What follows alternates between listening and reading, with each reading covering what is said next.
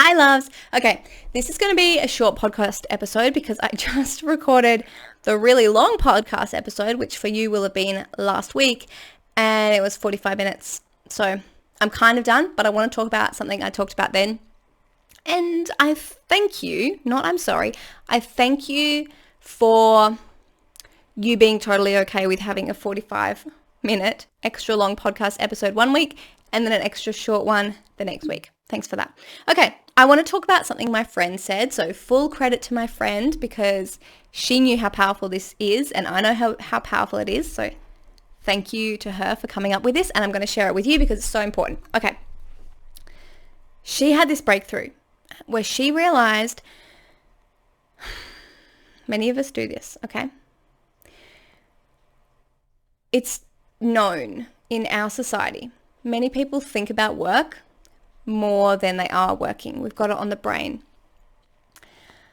And for ADHDers, we can spend a lot of time thinking about the task that we need to get done that we're not doing. For those of us who are into personal development and business, that can look like thinking lots about the business and planning and imagining and being inspired and thinking about the big vision, but then not wanting to actually do the steps or having resistance to it. That we covered in last week's episode. But this episode is about her breakthrough, which was, why do we do that? Why do we do that? I can't talk for neurotypical people, but my friend realized that she would be thinking about the thing constantly, so often, because she felt as though if she didn't, she would no longer be connected to it and she might literally forget about it. Literally forget about it. She said if she didn't think about her business for one day, she might just forget. I think she might be, I don't want to diagnose people here, but she might be inattentive type. She loves to relax and veg out in human design. Pretty sure I think she's manifesting generator, but she's definitely got that manifester, needs lots of rest kind of vibe. So do you do this? I realized that I don't literally think that I'm going to forget about my business, but I do feel like if I'm not thinking about it constantly, I might lose my emotional connection to it. I might not feel as inspired and motivated towards it. I might, that's really it for me, is that motivation. Because for ADHDers, we either full speed ahead or not at all. For us, it's time is now or time is never. We feel like if we're not doing it right now, how will we know if we'll have the motivation tomorrow or the focus tomorrow or the same ideas tomorrow?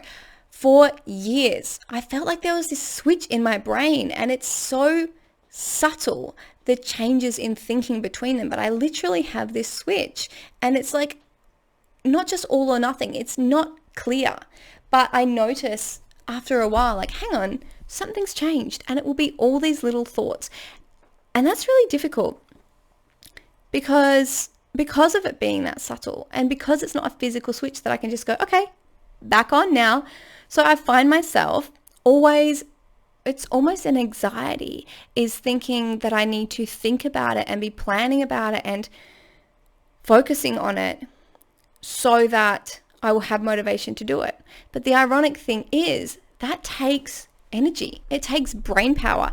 It's tiring. No wonder we burn out and then don't have the motivation to do it, because although we've spent this amount of time not doing the thing, mentally, emotionally, energetically, we have been doing it. We've been working on it. They say the stewing is worse than the brewing, and this is what they mean. Even though physically we may not have any results to show for ourselves, you're still working on it when you're mentally working on it, and I would even say more so. The brain uses so much energy because it's that powerful. That's got to say something, especially for ADHDers. Our brains, when we're thinking about things, there's so many ideas, there's so many plans, there's visions. It takes more energy because our working memory is smaller. Executive functioning is harder. If you've heard about spoon theory, I don't know why they call it spoons. I don't love the name, but spoon theory for neurodiverse folks means that we have so many spoons. A couple of spoons, like, okay, when you have high functioning, higher capacity days, you might have more spoons. It's like spoonfuls of energy or spoonfuls of focus and willpower. So I might not have enough spoons to go and do something social today, for example, or on any given day. So we are constantly using these little bits of spoons. It's like an energy leak for us, thinking about the things we want to do.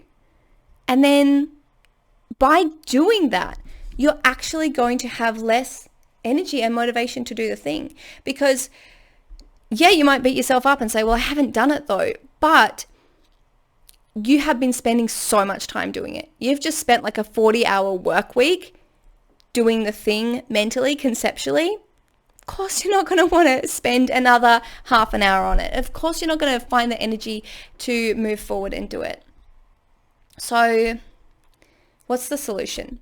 My friend's solution is that she is going to have a touch point for her business every day, even if that's just thinking about it, even if it's just thinking about the next step, even if it's just opening the web page and looking at me like, oh yeah, that's my business. And I realized I actually used to do this in my first business I created because it didn't require too much work for me. It didn't require too much thought from me because it was running a secondhand clothes market, and my job was to organize it and to manage all the people. And then I automated it so that they could just book online and I didn't have to send the same email 1,000 times. So I didn't need to think about it much. I just did the same thing over and over again. I knew exactly what I was doing. I was capable and competent. So what would I do? I wouldn't even think about that kind of business because it's not complicated. It's so simple. I could think about it and be like, oh yeah, that's nice. But there was no stewing and I needed the stewing. So I would tinker with the website and I would change things. I would change the copy on there every now and then. When I felt like I needed to work on my business, that's what I would do just for fun.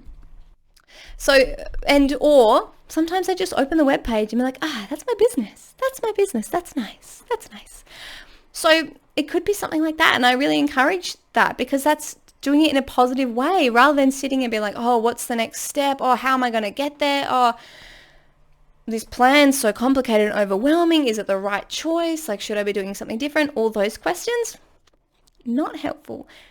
They are productive if you were like in a team meeting saying, okay, what's working, what's not? Is this the most effective way? Sure. But if you're going about your everyday life constantly thinking about big existential managerial questions about your business like that, you are constantly in the boardroom of your mind. No wonder you're stressed out and tired.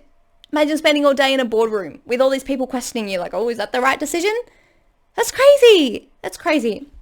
So that's my friend's solution, is to have that touch point. For me, I like to get something done. I feel so good if I create something, especially in the morning. I love to get up before my kids are awake. At the moment, that's just not happening. Sometimes I do, but I like to do my exercise before I do my work. I think I'd be more productive, if I didn't have to parent, because as soon as that happens emotionally, energetically, that takes some of those spoons. So I think I could maybe be a normal person and get something done every day. But I don't know, and I don't care. But those times that I've been able to get up in the morning, have some alignment time. Yeah, that's the word. I felt like I was combining alonement and alignment, but it's alone alignment time. Alignment. And then create something. If it's a meditation, if it's a podcast, if it's a tapping video, if it's working on a sales page, although that stuff hurts my brain, I can do it just fine, but just the executive functioning tires me out. Whatever it is, I feel so happy and joyful the rest of the day. I'm so fueled up. Doing my exercise every morning and my EFT tapping helps me with my emotional regulation, my nervous system, my mood, my thoughts being more positive. But creating something, that's like a whole other thing. I love listening to podcasts because they inspire me. I love doing tapping and listening to motivational audios because they inspire me. But creating something is like kind of like inspiration, but it's like the fire is in me. Like I have had the flame lit and something has been birthed into this world and I'm alive and I've done my job, and the rest of the day life is beautiful and glorious. So that's how I like to do it. And I think also externalize your working memory.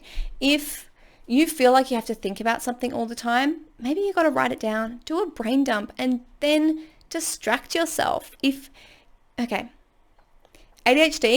hyperactivity, not always physical, okay? I'm sure you know that. It can be mental too. When I learned that, blew my mind. I was like, okay, definitely hyperactive. Always so much going on in there. Also, when they say racing thoughts, I was like, I don't think I have those. Then I thought about it again and I thought, hang on, how would I know if the speed of my thoughts is the same speed as other people's thoughts? I don't know. And someone also explained to me it's not necessarily racing thoughts, but pinging thoughts. I have a thought here, thought there. I don't get super distracted. Okay. You've seen me talk. I feel like I don't get super distracted in my thoughts, but there are multiple trains of thought happening at once, and sometimes I got to say all of them. So I guess totally ADHD on that one. Speaking of ADHD, what was I talking about? Far out. Ugh. Usually don't get so lost that I forget what I was talking about. The racing thoughts, the thoughts. Okay. My brain likes to be active. Because it likes to be active, it likes to be challenged. I think about my business, my big plans, how complicated they are. Then I talked last podcast about how ADHDers have so many ideas, and to do them, we got to simplify them down. But then we have so many more ideas and it seems to expand out. I don't know if it's just because we have ideas or because we like to be challenged. We like to be overwhelmed and confused and hyperactive. I think we do this to ourselves, at least, our brains work differently, at least with my hyperactive brain. I think overcomplicating things is a way for my brain to be busy. So I've got to give my brain other things to do.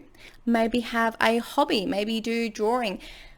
I tell you, I listen to so many podcasts. It's February 11th. Yesterday on the 10th, I had listened to 2,000 minutes of podcasts this year. It sounds like a lot. It's like 45 minutes a day, but I like to have something happening. Listening to podcasts stops me from getting distracted, because if I don't have that, my brain just wants to think about too many things and it's going all over the place. So if you're like me and you have a hyperactive brain, find things for it to do. Find things for it to think about. Find a hobby, and we tend to like to turn our hobbies into businesses or big projects or whatever. But if you can find something challenging that absorbs your brain, that could be really good for you. Exercise is fantastic, especially challenging exercise where you have to think about the thing that you're doing. I used to love doing yoga. I don't at the moment because my shoulders need to do some strengthening before I can do a lot of the yoga poses. But doing difficult yoga poses, I would just be thinking about that because it was exerting my body. When I go roller skating and I am challenging myself to learn a new trick, all my focus goes on doing that thing with my body. Another example is Duolingo. That's hard for my brain, so I'm just thinking about Duolingo. Sometimes, like with exercise, sometimes I might get a ping of an idea while I'm doing it, usually like while I'm doing the treadmill or doing tapping. But that's okay, as long as we're not having this overwhelming, obsessive need to think about a particular thing, any particular thing all the time. It can be healthy, it can be good, but just notice how it's making you feel. And if it's making you feel burnt out and avoid doing the thing, might be time to have a little break, to do something else, to absorb your brain in something. And then when you come back to the thing you want to do, you might have more energy for it. But the way is not to forget about it. Again, brain dump all your ideas down. Keep it in one place, guys. Don't start a million notebooks and then forget which one's for what. So have one notebook, even if the things seem kind of dissimilar. I don't know. Try and have it in one place. If it's okay. You do what you want to do with your journals, okay? I have a business notebook, a podcast ideas notebook. I think they're separate. Google Docs or something similar can be helpful because then you can search for keywords. That could be very helpful. So brain dump it out, journaling to get your thoughts out, voice record, and keep those voice recordings all in a particular folder. Or if you just need to get some thoughts out, you can do voice recordings, just to channel it, just to let it go, just to get it out of your brain. And like my friend does, have a touch point for your business every day if you need to have that connection with it, and then let yourself off the hook the rest of the time. If there's a task you need to do, get it done. Listen to my last episode about unblocking the resistance and use those strategies to get it done. There's also my episode from a bit before. I don't know if it's episode 1, 2, 3, one of those maybe, or 4 or 5. It could be, it's not 5. It's any one of them, about using momentum rather than motivation. And maybe get the thing done in the morning if that suits you. If you're a night owl, I don't know, you work differently to me. But find that time. Try and time block and say, I'm going to do it between these times. You don't need to be super strict. I know that doesn't work for us. Or it could be the one day a week that you do it. And the rest of the time, guys, let yourself off the hook. Go and have fun and live your life. Do your other responsibilities and stuff like that, whatever. But let your brain relax and take a break from it.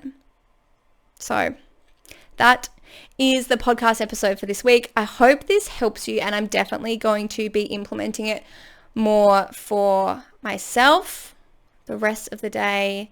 I don't have to think about this. I'm going to feel fulfilled and satisfied, and definitely want to be trying to do this more in the mornings, because it does fuel me. And sometimes when you do the task, you realize how fueled up you can actually get. Sometimes when you start, you realize how much momentum you can get.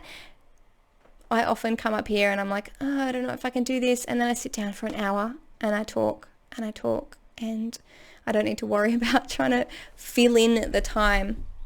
So you might get that momentum to get it done. And then once it's done, give it a break. Hopefully you feel satisfied and proud of yourself that it's complete. And then maybe you can just look at it and be like, I did that. Have those positive feelings instead of those anxious ones, because that's so much more fulfilling, and it will protect your energy and your emotions and your brain in the long run, and create positive neural associations with the thing as well, rather than negative associations like, I'm always so overwhelmed by my business or by this project or by this thing. It's because you're always thinking about it, because you're always in that boardroom of your mind.